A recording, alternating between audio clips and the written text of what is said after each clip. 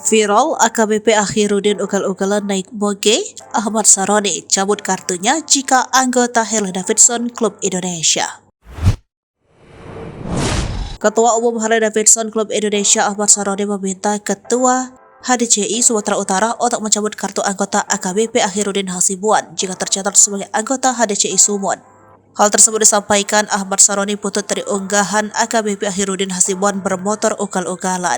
Ahmad Saroni mengunggah sebuah video sosok yang diduga AKBP Akhirudin mengendarai motor gedenya di akun Instagramnya Rabu 26 April 2023. Saat itu AKBP Akhirudin terlihat berdiri di atas mogenya.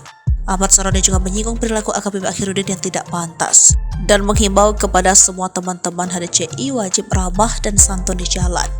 AKBP Akhirudin Hasibuan, ayah dari pelaku penganiaya, kerap pamer moge di Instagram, tulis Ahmad Saroni. AKBP Akhirudin Hasibuan, ayah dari Aditya Hasibuan, tersangka penganiayaan terhadap mahasiswa.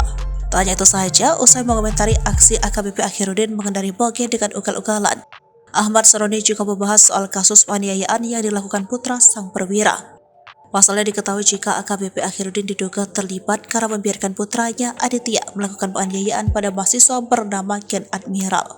Sejumlah netizen yang mengetahui hal tersebut lantas ramai memberikan komentar.